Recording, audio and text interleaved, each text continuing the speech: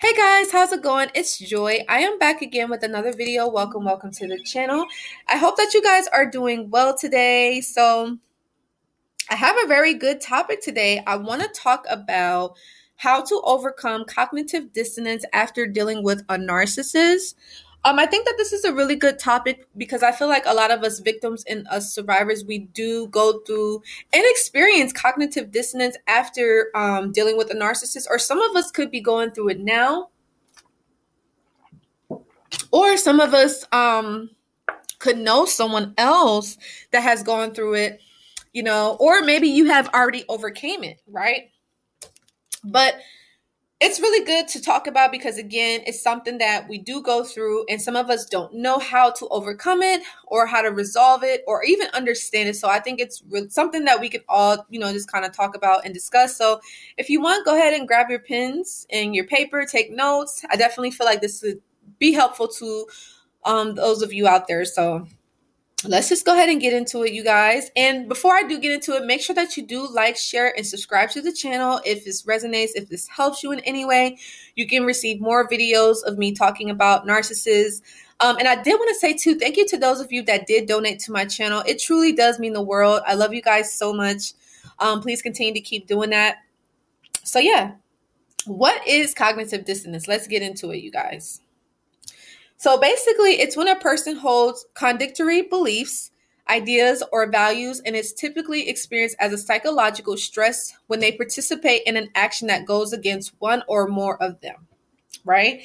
And it's the state of having inconsistent thoughts, beliefs, or attitudes, especially as related to behavioral decisions and attitude change. Now, that was courtesy of Google, but that was, something that I experienced as well, but I just definitely, just to refresh my memory as well. But basically it's when you have inconsistent thoughts and beliefs and attitudes about decisions that you need to make that are important, or it could be your attitude change as well. Basically, it's like when you know something is the right thing to do, but instead you do the opposite of it, that's basically cognitive dissonance, right? In a nutshell. Now, how does the narcissist cause you to feel cognitive dissonance? How does this occur? So usually it happens, if you find out that the narcissist cheats on you or they betray you in some way or they backstab you, but, you ultimately stay with them, but it's like deep down, you should have left when you first had that, that incident, when you first found out that they betrayed your trust, they lied to you, and you couldn't see that, you knew that it was wrong, but you just stayed, you know what I mean? And the next thing is like maybe they mistreat you or they say something to hurt your feelings. And this person may know that you're sensitive, but they end up saying insensitive things to you, that make you feel upset, that get you to feel very overwhelmed or discomfort in any way, But a lot of us, we may end up justifying and say like, hey, maybe they're not feeling well. They're just having a bad day. They're not usually like this all the time. I'm going to forgive them because I know they didn't mean it. They're not usually like that all the time. It's just every once in a while, so we kind of justify it, right? That's the cognitive dissonance talking.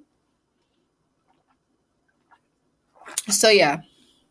And then, another example is when the narcissist will belittle you by calling you names, bullying you, maybe call you fat and ugly, but then, or they may say like, oh, that dress, maybe you should choose another dress, or you don't look cute in these sneakers, or you don't look so handsome for the guys out there that could be dealing with the female narcs, or they may say something about like your sexual activity, like in the bed. They may say something to kind of, mess up your ego or something like that. But just something that's like mean, but some way we find ourselves justifying. You may say like, oh, well, we've been together for so long, or she's just playing around, or he's just playing around. We're married, like we're not going anywhere. Or they wouldn't have given me this ring, or they wouldn't give me this money if they didn't care, or they wouldn't have taken me on this vacation if they didn't care about me. You know what I mean? So that's how the narcissist can kind of cause you to feel cognitive dissonance. And that's actually pretty dangerous because, you could really be in a bad situation and other people can notice it too. But because you're so conflicted, because your beliefs have changed, because your attitude has changed about a situation, you actually stay in a situation that's very harmful and toxic for you. But because the narcissist has caused you to feel the cognitive dissonance, you stay, and ultimately it causes your own self-destruction, your own path of living in misery, living, a life that you really didn't want to live. But because the narcissist has this power and control over you, this mind control, unfortunately, they cause you to live that way. And again, it kind of ties into what I'm saying. So why is cognitive dissonance, why is it not so good? It's not good because, this can really influence how people view and feel about themselves, right? It could lead to negative feelings of self-esteem, self-worth, their value, their belief systems. And also, I feel like a lot of people would, kind of settle for the cognitive dissonance because a lot of people want to avoid the discomfort. So the cognitive dissonance can have, many different effects. And the dissonance can actually play a role in how people act, think, and make decisions. So, I mean, if you don't have your cognitive dissonance, if you don't seek support or get the help, you could really actually alter your own life, and you can end up making decisions that you ultimately regret, or you have remorse, or you feel guilty and ashamed if you don't deal with, changing those beliefs and those attitudes, and, also changing your thoughts as well, change your thinking, your beliefs, your mind, right? Your mind is so valuable. It's so important, right? So definitely. Now, some of you guys may wonder, well, what are the signs that you may be experiencing cognitive dissonance? Now, there are many, many signs. I'm just going to give you guys a few. Like I said, definitely take notes because cognitive dissonance is a really big topic. And again, not too many people talk about it. Not too many people understand it. Once you understand it, I think it could definitely help you to see how maybe the narcissist has kept you trapped, kept you stuck, in this toxic, unhealthy, destructive relationship, something that, you didn't get anything out of, only thing you got out of it was abuse and torture, toxicity and confusion, and pain and hurt. That's all you got. But the narcissist got all your energy, all of your good vibes, your, maybe it was your confidence or just your energy. The narcissist takes that. They're energy vampires, But let's get into the signs, though, that you could be experiencing cognitive dissonance, right? So some of the signs could be, general discomfort that has no obvious or clear source, right?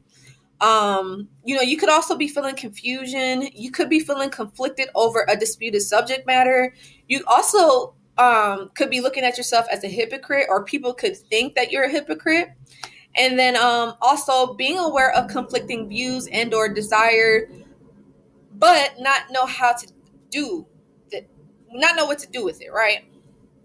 So these could definitely be the signs. So, just feeling confused a lot, especially, whether it was, while you're dealing with the narcissist or even after, feeling confused about whether you should leave this person or not, whether you should go back or whether you should give this person another chance. Was it worth it? Should I stay married? Should I move on? What should I do? And maybe you may have told your family and friends about the narcissist and they're like, well, bro, sis, like, why are you still with them? Why don't you just leave? Like, but in your mind, it's not so easy, right? Because you have those feelings of love and care and, you really want to be with this person, but at the end of the day, that they were abusive, that they were toxic, that they were unhealthy and destructive, right? And caused you a lot of pain and confusion, a lot of anxiety, a lot of stress, a lot of worry, right? But maybe the people on the outside looking in, they could be like, well, it's obvious what he's doing. But to you, it's not because, you're dealing with cognitive dissonance, right? You know what I mean? So, yeah. And you could be feeling that discomfort while in the situation or even after you left, because maybe you might think that there's hope, that there could be change, you know? So, yeah. So let me just get another drink of water, you guys. I hope that you guys, really, I hope that this makes sense, right? I hope that this makes sense. And I love to hear what you guys think about this topic and how, you were able to overcome cognitive dissonance, or maybe you're still dealing with it now. I love to hear, what you guys are doing to overcome it. I know, like I said, me, myself, I struggled with this for a while. It took me a long time to finally get it. Like, I needed to change my mindset about this person and what they was, who they was to me. I had to do my research on this person and get education and get help, right? And that's one of the things that the narcissists, I think they actually did a really good job. And you guys let me know too, but the narcissist used to tell me, well, it's not a good job, but it's like how they can really manipulate and persuade people to do things that they don't even want to do. But like, he used to tell me like, oh, Joy, like, don't ask for help. Like, asking for help is weak. And that's why I think a lot of us, not all, but some, they think it's weak to ask for help to get over a narcissist. Because here's the thing, you guys have to remember, the narcissist, being in a narcissistic relationship is not normal, right? Like, even if it's a normal relationship, you still might want to get help because maybe it really affected you on a level where, you just feel like you can't do it by yourself. Like, you need to have someone there to be with you and to help you understand why this happened. But with a narcissist, it's on a whole nother level. It's different. It's like nothing like you ever experienced. Now, me, it was nothing like I ever experienced in my life. I've never met anyone like this narcissist, right? And so what the narcissist did, though, while the time I was with him, he used to always say, Joy, don't ask for help.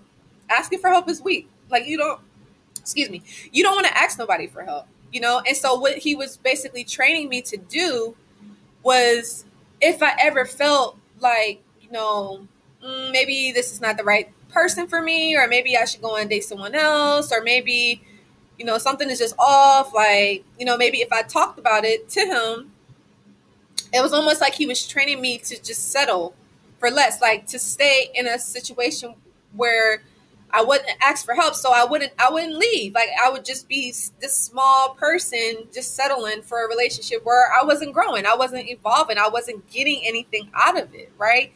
I was just being drained. My energy was being drained. I was being used. I was being abused. Right. I was basically a puppet to the narc. Right. And so that's how they train us, pretty much, or they program us to a certain degree. But so how can this be resolved? How can we overcome cognitive dissonance? What can we do, right? So one of the things that you can start to do, not only did I say earlier, you can reprogram yourself, right?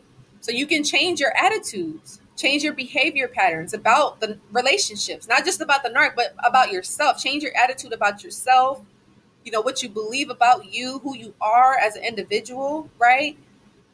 And what this could do is help to make relationship between the two elements a balance, make it at a constant, right? Make it as a one, change your attitudes, everything, your beliefs, you know what I mean? To better, like, have higher standards, have self-value, self-worth, You don't settle for less. Don't settle for no one abusing you. Don't feel like you have to stay with the person that's going to use you and abuse you and mistreat you. You deserve better than that.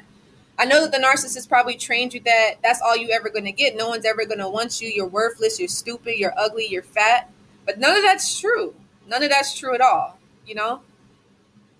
Now, the other thing is you want to acquire new information that outweighs the beliefs that you've already learned previously, right? So again, doing your research, learning about what happened to you, how, like, seek knowledge, seek education, and people that have gone through what you've gone through. Talk to them. Reach out to me. I love to hear from you guys, right? And that's what I always say. I wished I would have reached out to a coach or I wish I would at least had someone that dealt with narcissistic abuse, because if you just talk to a regular, whether say counselor or therapist, those are great, you know, but if they don't specialize in a certain trauma that you've gone through, how can they actually help you? How can they be in your shoes? How can they relate to you? How can they understand? How can they validate your situation? Because at this time, only thing that you need to feel right now, being a victim and a survivor of narcissistic abuse, you need to feel validated. You need to know that what happened to you was real. You were abused by a narcissist. That was real. It happened. But the narcissist is not going to give you that validation. So that's, again, where the cognitive dissonance comes in, because you're feeling conflicted, because you don't know what happened to you. What was this that just happened, right? Should I go back? I miss them. I love them. They love me too, right? But they left me for someone else. They moved on to someone else, right? They're parading this person around like they're the best thing that ever happened, but that's not the case at all, right? So it's conflicting, you know? And yeah, and reduce the importance of the beliefs and the attitudes that you had previously that could have caused you to have the cognitive dissonance, right? So yeah, that's pretty much it, you guys. I really hope that this was helpful. I hope you learned a lot. And as I said, if you guys are experiencing any cognitive dissonance, please reach out. I would love to support you in any way that I can. You know, you guys mean everything to me. Like I always say, I love talking to you guys on Sunday when we do the live streams. It's always a pleasure, because I understand what it feels like to be abused by a narcissist. And believe me, I wouldn't wish that on anyone at all, right?